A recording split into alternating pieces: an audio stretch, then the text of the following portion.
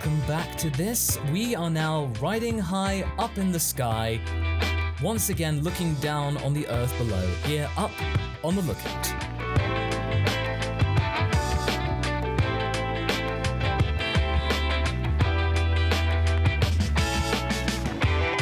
For those of you who don't know, Up on the Lookout is a podcast about Dragon Ball, but more of a casual theme to it, but you can also learn some things too, as well as understanding the community around it. And if you have been enjoying the last few episodes, I really encourage you to leave a review on your respective podcasting service. It really does help push it up and let other people know about the wonders of Dragon Ball.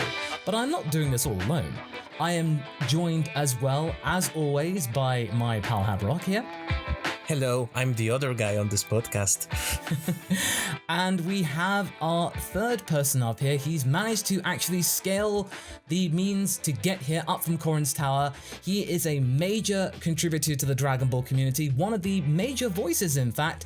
He does loads of things concerning Dragon Ball, as well as actually delving into a bit of Dragon Quest as well for good measure, and all things related to geekdom. It's our main man, Geekdom, obviously. Oh man, I love that intro. Yes, I'm very tired from climbing the Nioibo, the power pole from Korin's Tower. My shoulders are very worn out. Hopefully Popo can give me a little massage and we'll be good to go. But yeah, don't worry about that. But the lookout here, we can cover everything here. Because if you like Dragon Ball and all sorts of things to do with it, we have everything that you may need. So all we ask you to do is just sit back, relax, and enjoy the conversation we are about to actually express with you. Let's get started. So obviously, Geekdom, you've managed to make your way up here. So yeah, just tell us what you've been up to. You know what I've been doing lately, actually, as of the recording of this podcast earlier today, I was watching a lot of Dr. Slump, and unfortunately, Dr. Slump is not localized. But for those who don't know, that was Toriyama's hugely successful manga prior to Dragon Ball. It actually aired in the same time slot as Dragon Ball from 1981 to about 1986, and then Dragon Ball took over. That was the anime, of course. The manga came first. But I am enjoying watching Slump. Unfortunately, like I said, it's not localized, so you can only get Japanese fan subs as of right now, but it's so much fun. It's so different from Dragon Ball, but so good. And Toriyama, I'm very convinced now that this man is a comedic genius, and I'm not kidding when I say that, dude. It's so funny.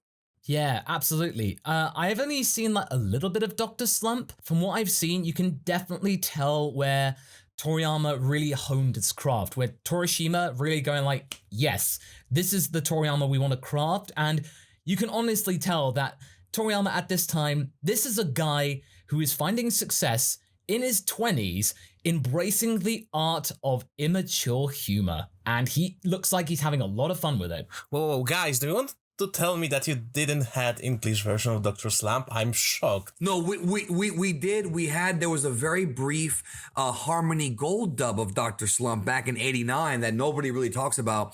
But it was just like the Dragon Ball Harmony Gold dub. It was very brief and it never really got a release. There are some episodes on YouTube. You can just type in Dr. Slump dub and you'll see it. But yeah, it never got licensed by Funimation or any other company. And to be honest with you, I'm not sure if it would work because a lot of the puns I don't think would work in English. But you know what?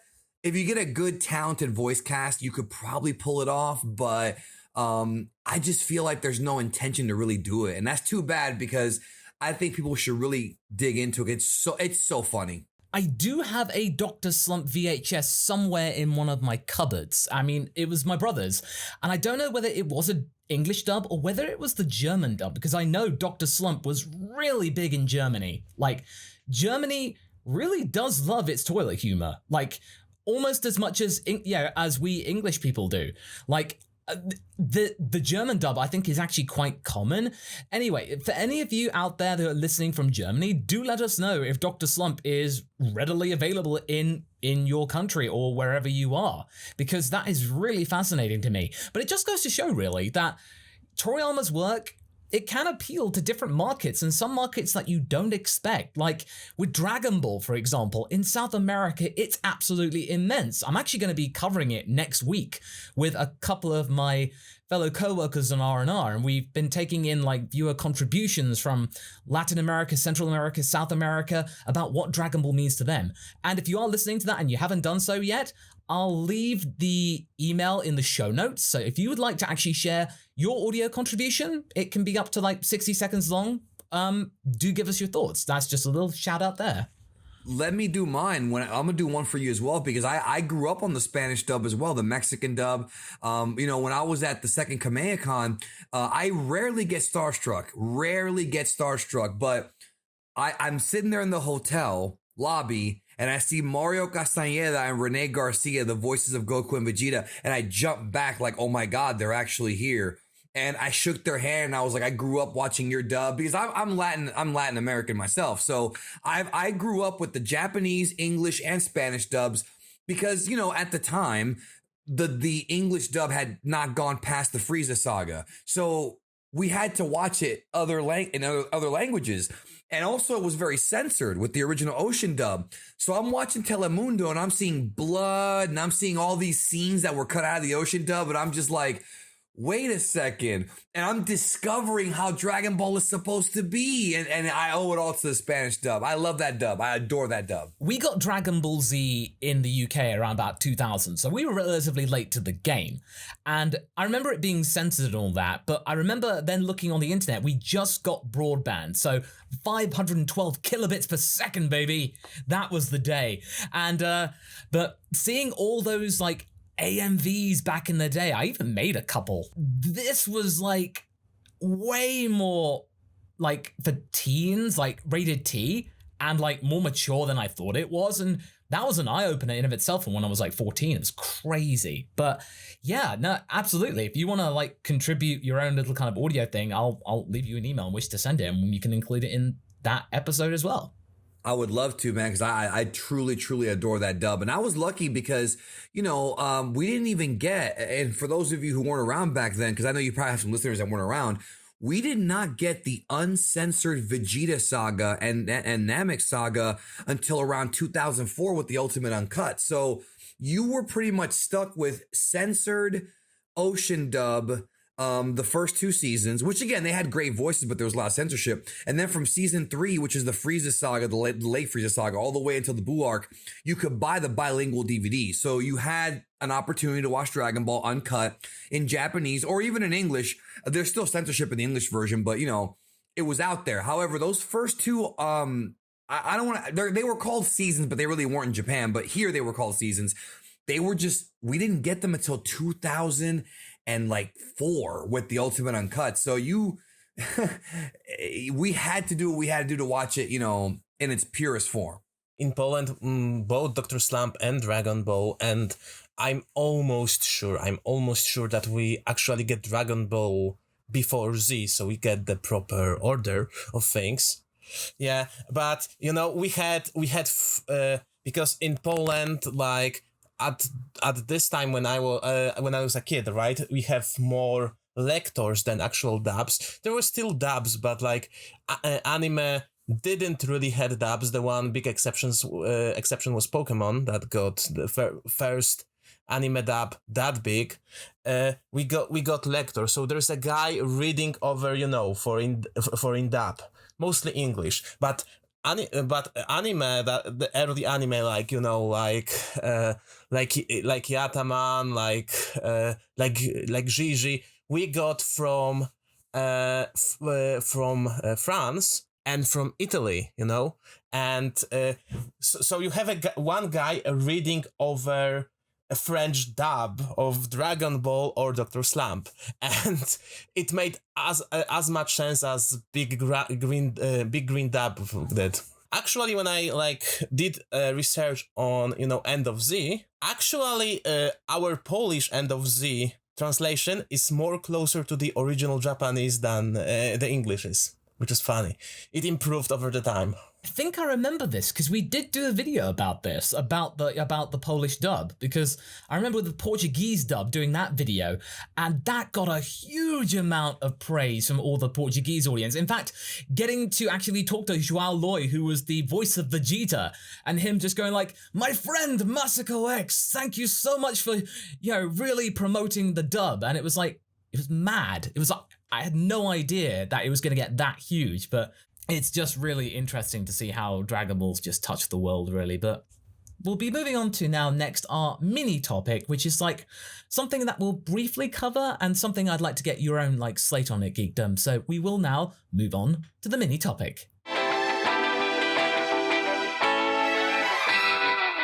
Today's mini topic is something that Haverok and I have talked about the last couple of episodes. In fact, we actually kicked it off for our first episode, and that was around about the time when chapter 60 of the manga came out, so we were actually just discussing that manga chapter. And there's no bones about it. It was a really good chapter. So really, I think this is something we just really want to touch upon before we get into the next topic, which is related to Super as well, is just, do we think that the Moro arc is poised to be a hit within the Dragon Ball sphere? We're not talking about just Super here. We're talking about like Z and the original, Dragon Ball. And even if you want to include the baby art from GT, we potentially could. But basically, we already know my thoughts and Hab's thoughts on it. Geekdom, how do you think that the Moro arc has actually gone so far? And by the way, if you haven't read the Moro arc or the Super manga, I really do recommend it. This does give you fantastic access for it. And this isn't sponsored, by the way. It's just really easy to get and really good quality. So spoilers, by the way, if you haven't read it yet. So Geekdom, your thoughts on the Moro arc? It depends on the ending, whether or not it's going to be a hit. The problem with the Moro arc is that there's not really anything new. A lot of the ideas are kind of ideas that we saw throughout the entirety of Dragon Ball, including Z Super. We're seeing like a Resurrection F type of, Rumble fight, but we're seeing like, more people involved, like Yamcha this time and things like that. We're seeing a villain that has a very unique power, so that is new. And then we're seeing kind of Majin Buu and some more backstory. So there is good stuff that I enjoy, but I feel like and this might not be Toyotaro's fault. That's one thing I want to clarify.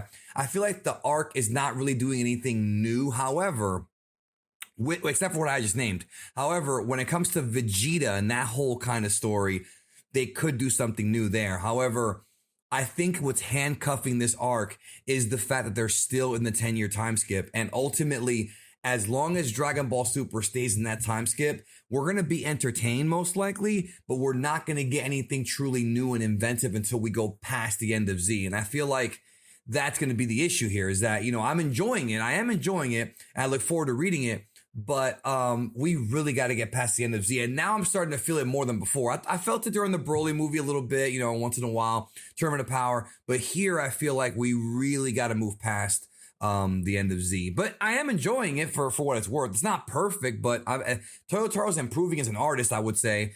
And I know some people were very upset about the Ultra Instinct thing, how the Omen form did not defeat Moro, but I actually really like that because the Omen form didn't even defeat like Jiren. So it's not a perfected form. And, I like that. I like the fact that Goku can't just tap into perfect UI when he wants to. They should drag that out, and have it be a bigger moment when he's able to actually master, which should be way later on. Like, I think they're doing a pretty good job. Also, I want to say, Moscow, I really love the theme of this arc. The fact that Goku and Vegeta trained individually, Goku with Mirrors and Vegeta with the Yardrats, and they both kind of went in different pathways. Goku wanting to improve his Ultra Instinct. Vegeta, however, looking for an actual technique as a solution. And the Yardrats know many, many techniques beyond just instantaneous movement. And I love the fact that Vegeta's coming in now, maybe not physically stronger than Goku or even faster than Goku. We don't know yet. We'll see when the chapter comes out. But with these new techniques he's got, he's a way more dangerous fighter. And I love the fact that we're going back to basics like old school Dragon Ball. It's not about the transformations. It's about the techniques. And I love that aspect of it. So there's things I really do love. I just really hope they go past the end of Z at some point. The one thing that we really, really do love, and I suppose this actually ties into the whole about best and worst moments of the arc, but the best thing that I think right now, what they've been doing is showing how Goku and Vegeta have changed in the sense of like Goku is being incredibly impatient and rushing through Ultra Instinct Sign or Omen or whatever you want to call it. And it's now just kind of going like, sorry, Nearest, as much as I loved your training, I'm going to do it my way. Oh no, I'm losing. Oh no. So basically, he didn't pay attention. Absolutely. And Vegeta, he's like, you know what? I'm going to actually take my time and, understand what you're doing. I don't like it. You're a little bit weak for my liking, but I'm going to take you seriously. Or about as seriously as I can do because you look really, really silly. So it's just like Vegeta's taking his time. And obviously, and this is something Karthu actually pointed out, and it's really true, he is incredibly grateful and appreciative of people who are weaker than him. And Haverok is a big proponent of that, certainly. That's certainly the biggest thing. And Goku is actually not enjoying this fight with Moro. He's really not liking it at all. It's not going his way. I think this is something that I love the most. Like, I think this is something that's the most new to Goku, when he cannot, like, this is one guy that he cannot, cannot simply play, cannot, this isn't fight for fun. This isn't fight for honor. Like, Moro just basically hacks him and toys with him, and Goku loses his patience. I think in a long time for I don't remember the last fight when Goku wasn't enjoying it really in any way. And also we finally have the feeling that, his bad decisions are punished in some way, because like the biggest problem to me with Super was that Goku's dumb decisions were going scot-free, because he's Goku when he's endearing, which was, part of what made Z so cool is that Goku acknowledged some stuff, especially with Cell. That was, I think, his big moment. And it's like, as I mentioned in the last podcast with Lucia, seeing him be like Moro toying with him is kind of catharsis by proxy. This arc might not be ending as soon as people think it is, because we still have 7-3 out there. We've got other members of Moro's group. We've got Majin Buu who might come back to fight. So there's still, people are assuming that Vegeta's going to come in there and just defeat this guy. I don't know. I think we might have some twists and turns coming up. I certainly hope so, because having Vegeta just win right now is a little bit anticlimactic. I feel like something else needs to happen first. I'm not saying he shouldn't win, but maybe it should be a little bit more earned. But we'll see. I mean, I am looking forward to it. It's a highlight of my month when it comes out on the 20th, but the 18th in June, it'll be coming out 2 days early. And these chapters, they're not short. They're actually like 40, 50 pages. So it's like the equivalent of 2 chapters back in the day. So it's like almost just getting 2 chapters worth in a fortnight. Yeah, bi-weekly almost, effectively. Right. I wish we did get it bi-weekly. It'd be more to cover, but yeah. It's fine. If people are saying they want a weekly manga, and that's hard. I don't think people understand how difficult it is to write a weekly manga like Toriyama used to do and Oda still does. And this is very hard work, yo. Very hard. You have to come up with the story, the paneling, everything within a week. Why do that when you can just make a bumper chapter, like a really big chapter once a month, and it gives people something to look forward to? So yeah, on the 20th of every month, most of the time, sometimes it's the 19th or the 18th, it depends when it comes out. 18th for June. Oh, okay, yeah. Cool, that's good to know. But so just mark that down in your calendars. So really, what would you say, you two, is like the worst moment in this Moro arc? What was the thing that you just think, like, nah, I'm sorry, that just doesn't work? I really don't know. I would have to say there was something that actually angered me a couple of chapters ago, but I don't remember what it was. I swear I do not remember, but there was something that actually did irritate me a couple of chapters ago. But I don't remember what it was, so I don't remember. But there was something. I just forgot what it was. I think certainly for me, it was the whole Roshi thing being completely steamrolled from what happened before, because in the Tournament Power Arc, seeing Roshi actually going like, you know what, I'm actually going to reform myself and change my ways and stuff like that, that was great to see. That was really good character development, but that was walked back again. At least, it gave the impression that it was. So for me, that was probably the worst for me. But that's like relatively small. I mean, I suppose really with Moro, in the last few chapters, he has suddenly gone back to doing like really silly villainy stuff like, oh, I'm just going to wait until Goku arrives and stuff like that. So basically, yeah, that's what all the other villains do. Incidentally, Geekdom, it's my headcanon that Moro has a Scottish accent. I was gonna say, is that your voice for Moro? That's you gotta put him in R&R. I know it wouldn't make any sense, but whatever, fit him in somehow. You need something to distinguish this guy from everything else, because that moment when Goku reads his ki and is like scared, you need something to actually sound different. But yeah, so what would you say was the moment that made you kind of go the most like, eh? There are a couple of things. Like, I think the moment that made me was not really that Vegeta got instant transmission so quickly, because for once it's a typical Dragon Ball scene, and I don't think like people argue that it's here only to Vegeta to get, you know, a cool scene. Yeah, but if you think about that, the whole Mecha Frieza and King Cold are in Z only to give Future Trunks a cool scene, you know? The instantaneous movement with Vegeta, that was Toyotaro kind of being lazy, not being able to figure out how to get Vegeta back on the battlefield. And one thing, thanks for reminding me, you actually reminded me of what I was going to say, of what I was thinking of. When Vegeta says, I'm not going to use the technique, that bothered me, because dude, you're in a fight to the death. You do what you gotta do to win. It doesn't matter if you use Goku's moves, because you don't want to know something? Goku uses everybody else's moves. Kaioken's not his, Genki Dama's not his, Kamehameha is not his. All these moves he learns from other people. So no, Vegeta, use the moves, whatever it takes to win. That was kind of annoying. Do you guys think that people should give the manga a chance now? It's actually had a proper arc, which doesn't have an anime to compare it to, which is why I think probably this is maybe a very small reason why the anime hasn't, come out there. I think you're right. The more I start to think about this, the more I think that there is a possibility that they want the Moro arc to wrap up so they can adapt it. That's definitely a possibility. Now, again, I want to clarify this. This is not news. This is not inside information. This is just me. This is just me speculating. It actually would make a lot of sense if they are waiting for that, because we do know now that Toriyama is in the backseat right now, and Toyotaro is the one driving this arc. So this is like his story. And I feel like if the anime does not adapt it into like a movie or a TV show, it's going to be really weird, because then it's going to be, okay, do we skip ahead? So I think the more time goes by, the more I agree. What I would personally love, Masako, and at first I was deathly afraid of this when I first started doing YouTube, but now I think it will work out. If Dragon Ball Super changed into being a seasonal show and they ran 20 episodes a year, that way we as content creators can cover the show for 6 months, and then for the other 6 months, do evergreen content, discuss what already happened, preview the next season. If they do that every single year and turn Super into a seasonal anime, I actually would really enjoy that. That would make my life so much easier, and it would give the animators time to pre-plan. It would give Toyotaro time to write his story.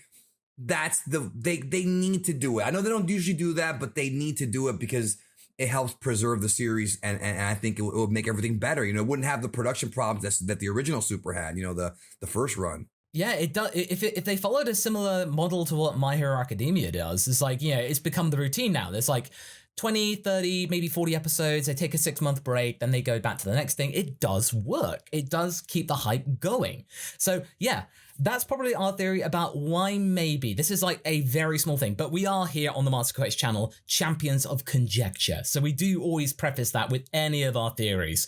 So really, we think that the Moro arc, they'll wait to wrap it up. So that means, because back in the day with Z and Dragon Ball, there was plenty of manga content. I think the closest that it got between parity with the manga and the anime was like maybe 8 weeks, around the time of the, when Super Saiyan arrived. There was only like 2 months between.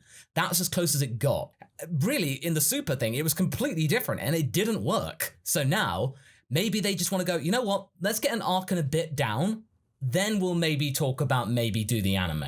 Not just that, but also, dude, they could also throw in some slice of life episodes at the end of the season. Yeah. We love those. We love those. So Super did those really well. Episode 15 being one of my favorites. Goku Dude, yes. hurling a tractor around.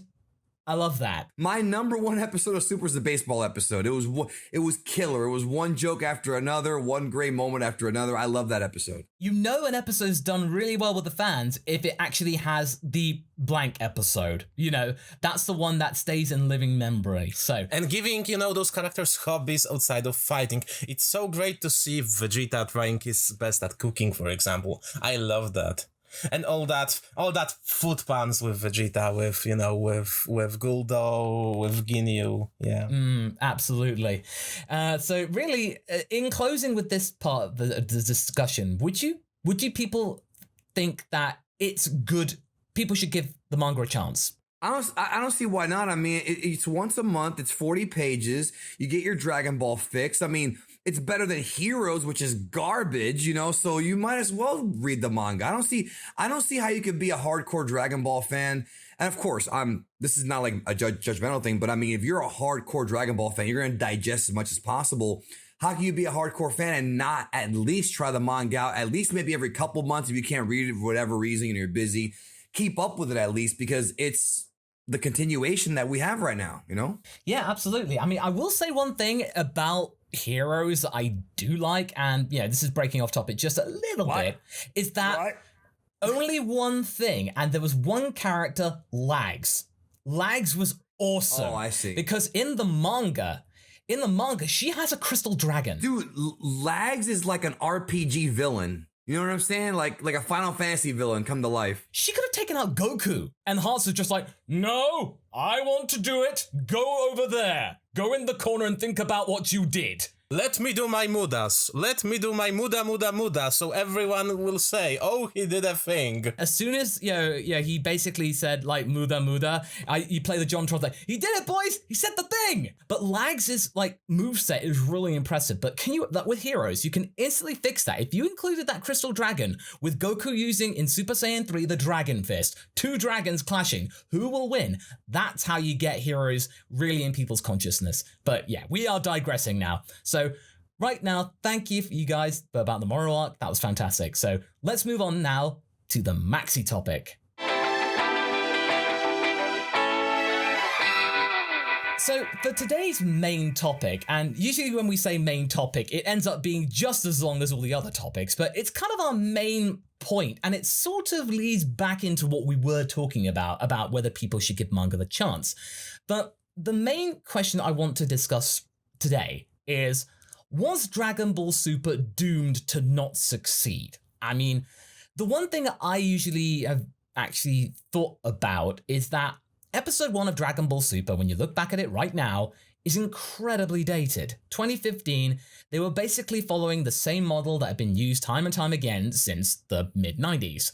That was all very well and good for people who loved Dragon Ball back at the time, but it just felt like it hadn't really moved on. But when you get to Super Episode 131, the visuals don't just change for the better, to update themselves, but it feels like much more of a modern anime. That's something it can stand on its own 2 feet. It feels like it can adapt. So yeah, Dragon Ball Super did succeed. It's a solid 6 or maybe 7 out of 10 anime. As in, it's like, it did the business. It had a really good ending, especially with Goku managing to get Frieza to do stuff, finally.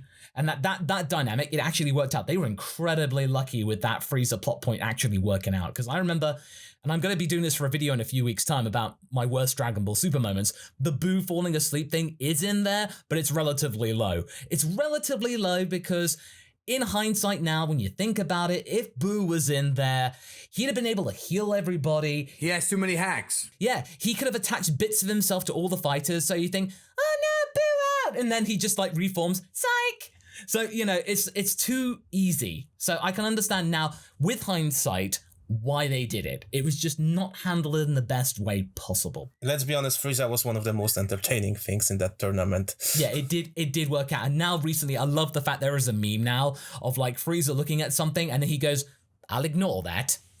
So I love that, how that's just suddenly a meme now. Dragon Ball Super obviously financially succeeded a lot. It really did. There are financial records all over the place that you can find that Toei has shown, especially in the overseas market, it makes billions of yen absolutely. There's no brainer. Dragon Ball is profitable. So it did succeed in that avenue. So that bit, that's pretty safe to say it did work out. It did turn out okay. But in terms of like how it's perceived with the fandom, did it succeed in that regard? Was it doomed to failure? I mean, it got very, very lucky. It certainly didn't have a really good start, certainly. Do you guys think that Dragon Ball Z maybe had something to blame about with Super maybe not getting off to a really good start?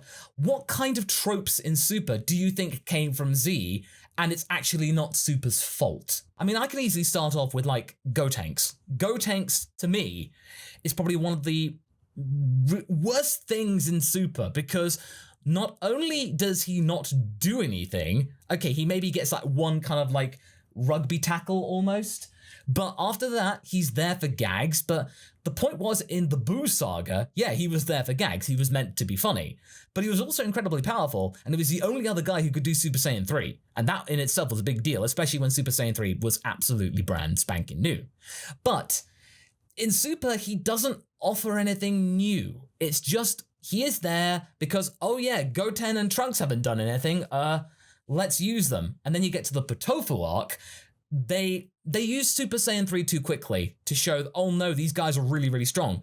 And if they wanted that arc to succeed and actually give the kids something to do, they could have just had it be Goten and Trunks in peril all the way. Oh no, we're not going to be able to win. And then Monarca gets the win anyway. You don't need Goku and Vegeta. It's only 3 episodes long. So you could have had maybe Trunks in danger or Goten, because nobody wants to see poor Goten in trouble. It'd be like, oh no, how dare you attack Goten? He is the biggest cinnamon bun in the world. People would have been like, you monster. The writers just could not think of a way to end an arc without involving Goku and Vegeta in some way. So that is a trope I think did carry through, because after that arc, Goten and Trunks didn't really do anything else in the series ever again. It tried to play everything very safely because it was afraid of changing the characters too much. But on the other hand, in terms of storytelling, it tried too many things while being, handcuffed, as you said, by the end of Z. So let's take Zamasu, for example. I always say that Zamasu is a more interesting character without Goku Black than with Goku Black. And I think they try to make him sympathetic, but they give that huge convoluted plan for something that's effectively, a Sunday morning cartoon. And kind of like wasted this guy. It's still not the worst arc, but if you think about it, like, they tried something and it got so needlessly complicated that I think that by the end of the arc, they forgot what the start point is. Like, I often feel that, like the anime crew was kinda lost in their own doings, if that makes sense. I have a members only Discord server now where if you join my memberships on my channel, not plugging it or anything, but it is a plug. If you hit join, you can join tier 2, you can join the server, and we do watch parties in there. And, and even before the server was open, I had been watching some older stuff. And I'm going to say this, the more I watch old Dragon Ball, whether it be Dragon Ball Z or even some episodes of GT, the more I grow a disdain for Super. Like, it really makes Super has some great moments and great concepts. I think that Super expanded the multiverse by introducing 12 universes. I think it expanded the God hierarchy. Ultra Instinct Migate no Gokui was brilliant. It had some great moments. Bulma being pregnant was just awesome. Like, so many great moments in Super sprinkled throughout the series, but overall, the entire package, I think Super is less than 7 out of 10. I would probably put it at 6 out of 10 because, when there's an anime and you have to tell somebody to skip the first 27 episodes, that's not a good sign for an anime. And I feel like, yes, Dragon Ball Super could not exist without Z. It just can't. But I feel like, I don't think it's Dragon Ball Z's fault. I think it's the fact that Super had major production problems from day one. I think that what people don't understand is that Toriyama, when it came to Super, submitted very, very loose plot outlines, bullet points. He did not write a story. He did not storyboard. He just gave them bullet points. And what ended up happening was the writing team in Super had to kind of come together and craft the story out of it.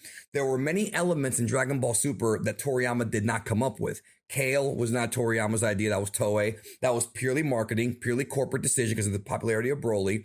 And then Trunks coming back, that was Shueisha's idea. You know, Toriyama wrote the story, but Shueisha gave him the idea. So what we have here with Dragon Ball Super is a corporate shell of what Dragon Ball and Dragon Ball Z were. Dragon Ball, the original manga, was Toriyama and his editors coming up with a story and writing it every week and then it being adapted to anime. Dragon Ball Super is a big corporate, I don't want to say it's a cash cow, but I guess it kind of is. It's very corporate. And when you have all these different writers, you've got inconsistent episodes. You've got things that happen in one episode that doesn't really make sense in the next episode. You've got things that contradict not only itself, but also the old series.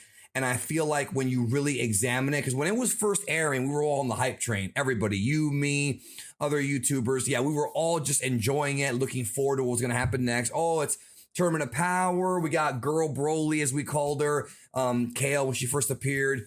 You know, Hit, the Assassin, all this cool stuff that we were totally into. But when you actually examine Super, I think the writing is very subpar.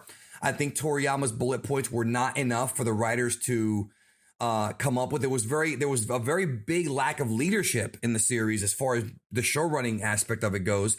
And I feel like Toriyama was writing these really short kind of movie arcs. The Trunks arc is basically going back and forth in a time machine. Like there's no real evolution of the story there. Whereas if you look at the Cell saga, you've got Trunks showing up, you've got the androids, they lose to the androids, and Cell shows up. There's all these twists and turns, you know. But in Super, we don't really have that. And then you have two tournaments. I'm not trashing Super. That's not what I'm doing. Super did very well for me. I got to meet a lot of friends through Super. And there were some great moments, especially episode 109 and 110. I'll never forget that as long as I live. And 130 and 131. But in comparison to the original series, it doesn't hold a candle. Go back and watch Dragon Ball and Dragon Ball Z. The directing, the shot composition, the fact that Dragon Ball and Dragon Ball Z was shot on 15mm film as opposed to digital like Super was. The series looks more real. It doesn't have that plastic look to it. Dragon Ball and Dragon Ball Z also have that sort of the Kikuchi score, and just the whole series just has a different feel to it. You know, very dynamic directing, like I mentioned earlier, unique camera angles, obviously the blood. You know, Super is kind of like a homogenized sequel to Dragon Ball Z. Now, with that being said, Dragon Ball Super Broly, I think was good. I think that was a step in the right direction. We've got Shintani. We've got Maeda style, you know, animation. We've got a pretty good little backstory, I would say. I think Broly kind of put the series back into form, but I do think that Super, looking back on it now, is not that it's bad, but it's not anywhere close to being as enjoyable as the original series. It's just not. Dragon Ball and Z. Yeah, of course, absolutely. But going back to the staffing here, I think now Sumitomo, who is the composer of Super, right at the beginning, he came and stepped in with the whole Yamamoto thing. That was really awkward. He came in and started to do his thing. That was very well and good. He was plugging a gap. There are loads of Super tracks now, like the dun dun dun dun. They've now become meme status. Like they become iconic in their own way. Of course, Ultimate Battle, that had something to do. That's now in there as well. The whole thing with Broly is that the Sumitomo track, the soundtrack in the Broly, fantastic, brilliant, all heavy hitters. And also, it actually shows that Sumitomo's in touch with the fandom. I still, one of my favorite things, and I'll talk about it again like next week, but I'll keep this one short, is that, in Mexico and in Latin America and all those areas, they had like big public screenings and there was chanting. Everyone was getting really hyped, like 20,000 people in one space watching the Jiren Goku fight. And the whole chanting in like the Broly versus Gogeta thing was Sumitomo's tribute to that. And you feel like, wow, okay, you guys are really connected to the fandom and this is your way of paying tribute to them? Brilliant. Absolutely fantastic. Gold. Really, really in touch with us all, really, the fans. It just shows that they're fans of it too. The Dragon Ball Super Broly thing, I liken to the people, who were responsible in creating the iPod. In the sense of, with the iPod, they weren't going, the first one in 2001, they weren't going in to try and make something that would make money. They wanted to make something that was cool. Something that they would use and think, that's really awesome.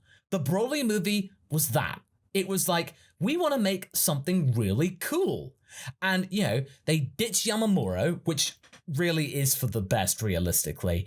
No, credit where credit's due. Fantastic work, but Super Dragon Ball Heroes is kind of telling when you compare Broly to Heroes, and you feel like, oh, it's like ice cream. It's ice cream and horse manure. Yeah, that's kind of the thing. And sometimes you get some really inspiring moments, like in episode 13 of Heroes. You sometimes, you get like kind of all the big guns in there sometimes. But either way, it kind of really just shows, as you might say, there is a little bit of truth that, Super had a lot of pressure on it from Dragon Ball Z. This was something to be coming back after 20 years of no mainstream series and all that kind of stuff. 2 good movies, but it did kind of, it did kind of fall down very hard at the beginning. The production fell apart, yeah. Yeah, absolutely. And it was just too cookie cutter, absolutely. The stylistic change when episode 77, doing the whole, different like kind of line thickness and stuff like that, that was really good. They changed their post-processing to make it a bit more gritty, which did look really good. It did improve the quality of the show considerably. It made it feel less flat, certainly. And it didn't actually make the people's work much harder, in terms of the animators. But I really do feel like maybe in a way they were too scared to make another GT because they really did hang on Toriyama's every word. They were over-reliant on Toriyama instead of actually taking the initiative, because with Toyotaro is learning from, Toriyama, and you feel like they were working really closely with the designs for the Tournament of Power. Those 70 characters they made to go with the Universe 6 and Universe 2 and onwards, that was Toriyama and Toyotaro working together, and they did a pretty good job. They pulled something off that was really, really difficult, making all these fighters distinctive, have their own powers, and actually do the business. My boy Kato Pestra, fantastic. I love that guy. He is so cool. And I love how in the anime, he actually gives Vegeta quite a lot of trouble. Like, ultimately he does fall down, lack of experience. But the fact is, Vegeta actually sort of took it seriously as he could possibly do for someone he doesn't know. Don't forget Dr. Pepperoni. It was a tribute to mecha anime, man. It was beautiful. Like there was a lot of good stuff to like about it. I don't want people to understand. I'm not trashing Super. I'm saying compared to the older series, Dragon Ball and Z, it doesn't hold up. On its own, it's still fun, but the old series, there's just something to it. There's a magic there. There's an energy there. There's a creativity there. Also, one more thing, Masako, I didn't mean to interrupt you, but this is something that people don't talk about a lot. The original manga, there was no original manga with Super. There was no Toriyama manga. And what people forget is that Toriyama is really, really good at drawing and creating fight scenes. And if you watch Dragon Ball's fight scenes, whether it be early Dragon Ball into Z, they have a certain kind of way they go. They feel like chess matches where you'll have Roshi and Goku, and you'll have Roshi do a move and Goku will counter the move, and then Goku will do a move and they'll talk trash to each other. That's how the fights kind of go when Toriyama's in charge. Like that kind of piece by piece, storyboarding, just great stuff. Super didn't have any of that. Didn't have none of it. So you can tell that it was hurt by the fact that it did not have that original manga and that creativity from Toriyama, because he wasn't that involved. I have a friend who says that Dragon Ball Super is non-canon. I hate that word, but if somebody says that, there is an argument to be made only because of the fact that Toriyama was not as involved as he was in the original stuff. I mean, it's a fact. He just wasn't. And like we talked about, it's a corporate, it's very corporate now. It's sort of like Disney Star Wars. Like it's, what are the kids going to like? Oh, we have Broly. Let's make female Broly. Let's do female Saiyans. Let's bring back Frieza, bring back Trunks. All these fan service moments instead of letting the writer kind of tell his story. You know what I mean? Really, it does kind of tie back into our main topic, was Super doomed to not succeed? Sort of, maybe, but mostly no. It was rushed out way too quickly. I still found it really telling. I remember that news on Twitter, people messaging me saying, Masako, did you hear about Super? And I was working. I was like, no way. And then I saw the pictures and I was like, Of course, I was absolutely hyped. It was going to be amazing. But then I was just thinking, well, wait a minute. There's no logo. They just announced text. There's no logo.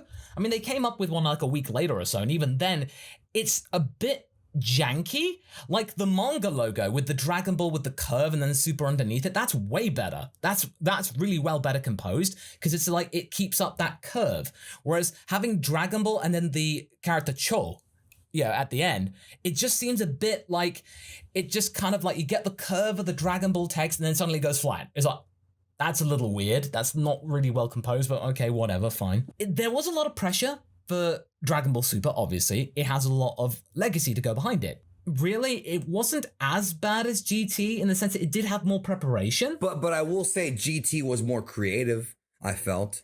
As I get older, I feel I actually appreciate GT more. I feel like, yeah, I kind of see what they were doing here, but I kind of wish they actually stuck to what they were trying to do instead of 3 episodes in, the producers just going, yeah, that's not going to work. Like they kind of gave up like within 3 episodes and were like, yeah, let's just revert back to what we were doing. With GT, like I think GT would have been better if they truly allowed this to be the next generation of Heroes show with Goat and Trunks and Pan as the 3 main lead. And Oop, yeah. For like 4 of them traveling, and instead of doing that really stupid decision about making Goku into a kid.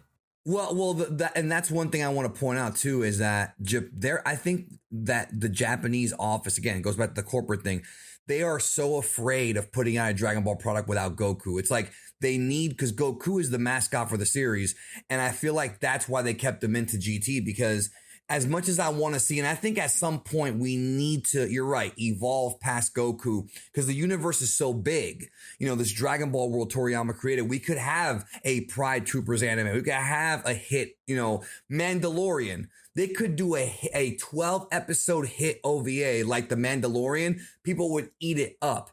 And as much as we love Nozawa, like we don't know how much longer she's gonna be voicing Goku. Well, what scares me is COVID-19. I don't want her to get that. You know what I'm saying? Nah, of course. I think we don't want any of them to. We want them to all stay safe and just be healthy, be prosperous and all that. So I think realistically, we can close this argument by basically just saying, yeah, Super did have some pressure on it and it was going to be very hard for it to succeed outright. Dragon Ball Super Broly definitely did succeed, but really Super, it kind of did it to itself, really. And I think this could all be resolved if they go seasonal. I'm telling you, because then they give Toriyama time to write.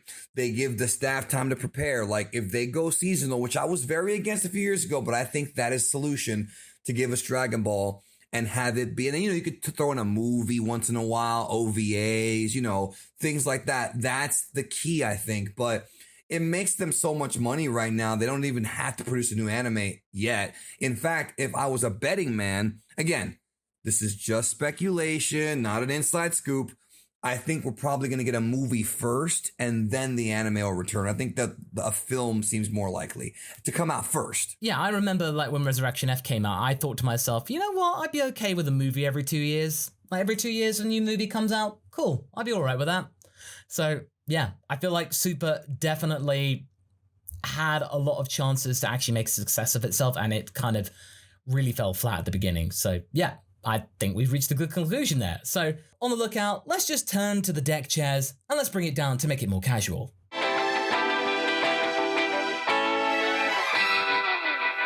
So now that we've actually reached the meat of the topics that we wish to discuss today, let's just bring it back down to something a bit more mellow, just like kind of like normalcy, really.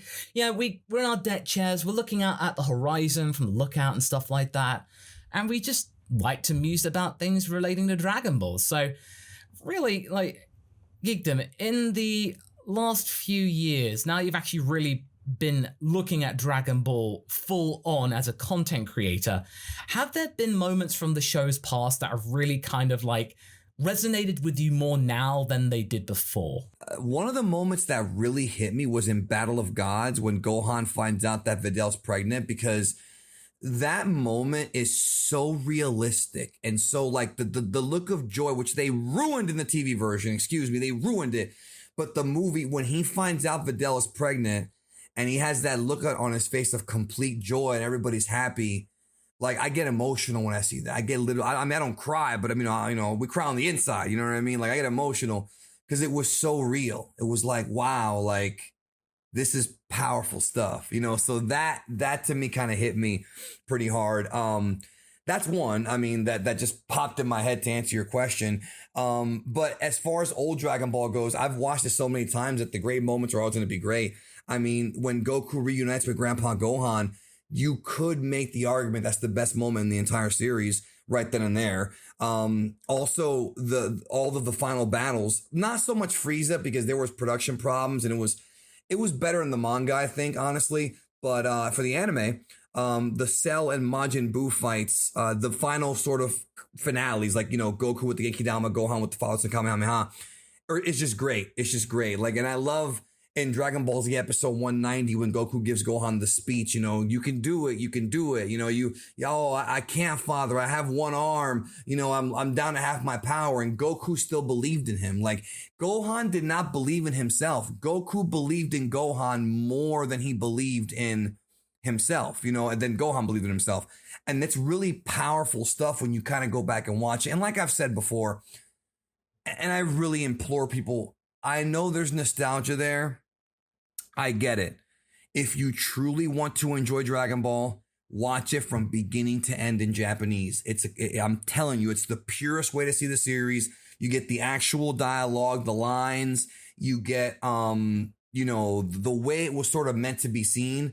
I know a lot of folks get hung up on Toonami, and that's all fine. Like, we all get into it one way or another, but you really got to do it from start to finish. Then you'll understand why Nozawa voices Goku the way she does. Then you'll understand the character arc of Goku in Dragon Ball. Then you'll understand sort of Vegeta's character more, because that was butchered in the English dub when Frieza kills him in the Z version, not the Kai version. I'm really strongly implore people to do that, because you won't regret it. I know you won't. Even if you still like the English version more when you're done with it, you'll at least understand why this show's so big all over the world. It'll hit you. You'll be like, yeah, I get it now. So in terms of Super, the one thing I've really kind of resonated is like 18. Really?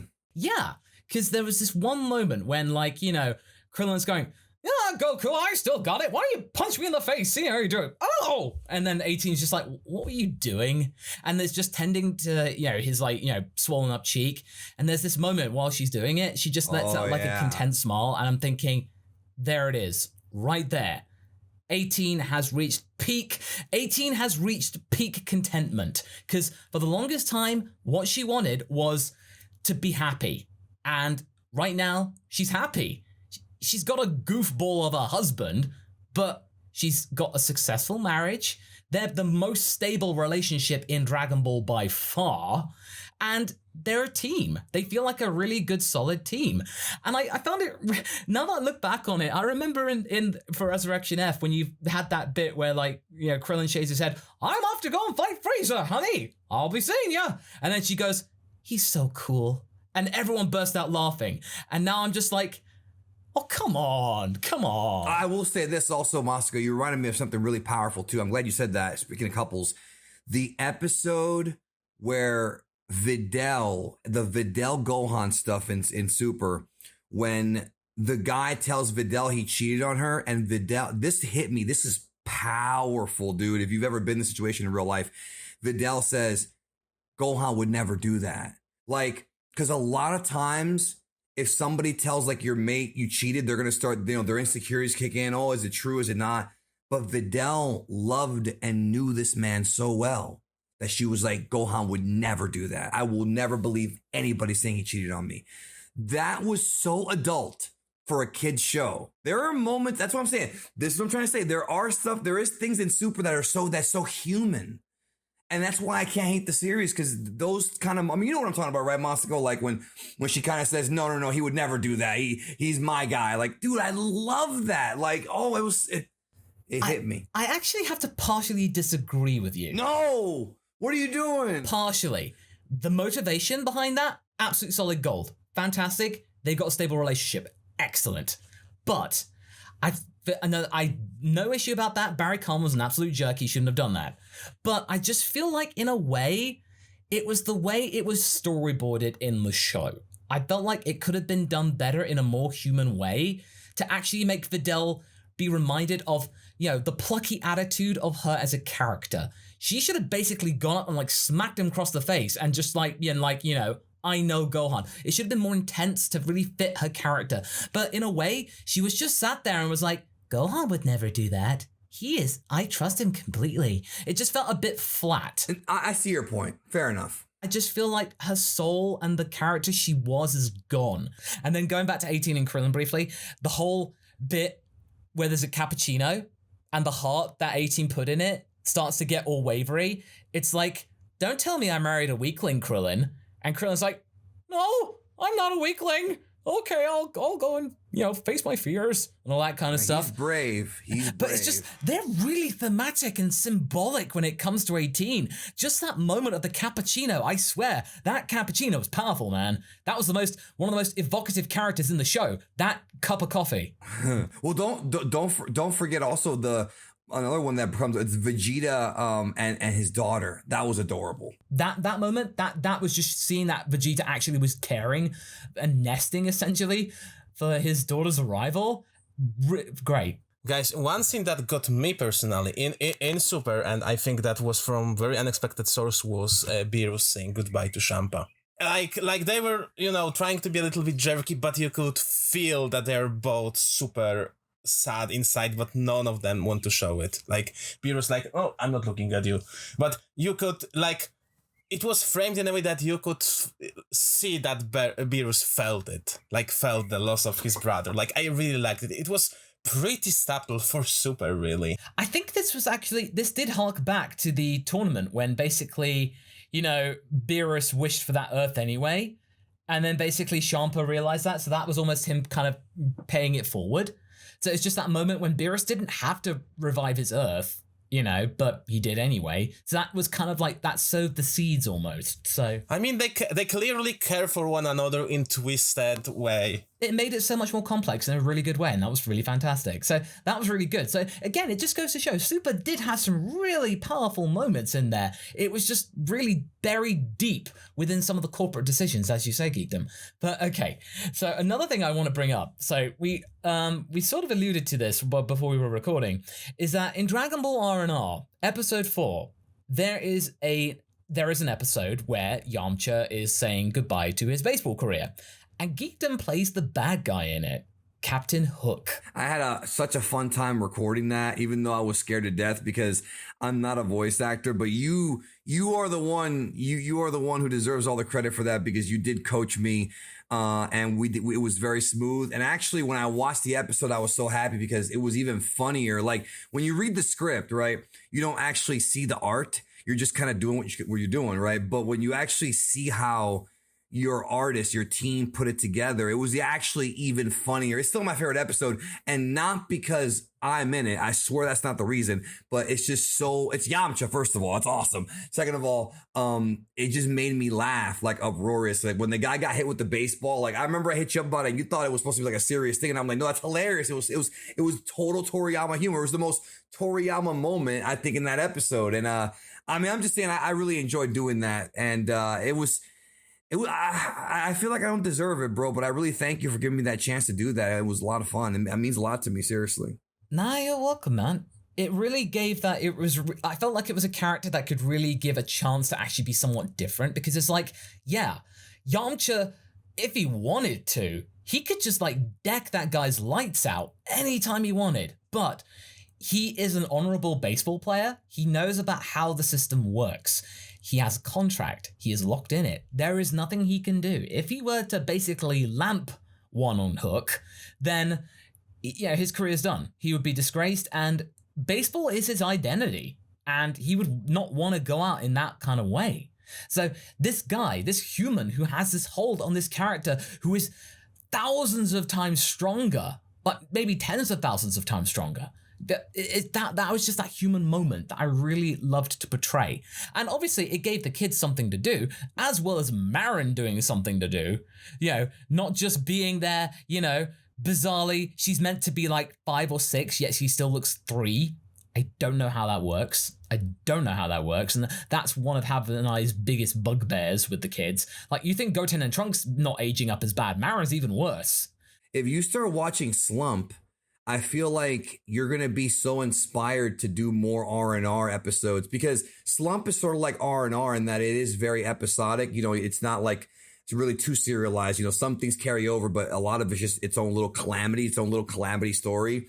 And I feel like if you watch Slump, you're going to probably like be so inspired to just be wacky, because Toriyama really in Slump opens up like it's just so different from Dragon Ball. And I think you would watch it. And I'm not saying you would copy it, but you would be inspired to have similar episode plots, you know what I mean? Where it's not like the Earth's coming to an end, and you know, that's not what we're talking about here. It's just more so like little calamities. Yeah, like but ones that we kind of as human beings in real life kind of have to deal with, you know? Yes, absolutely. I mean, that is very true.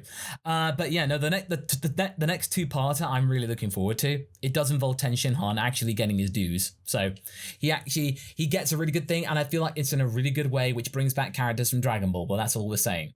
I'm excited. If you bring back Suru Sennen, I'm going to pop, bro. We've definitely got some good moments, including getting to see Yamcha with his new girlfriend. So that'll be really, really cool. So I'm really looking forward to that. Yeah, I mean, we are giving Tien a two-parter, man. Come on, like he deserves it.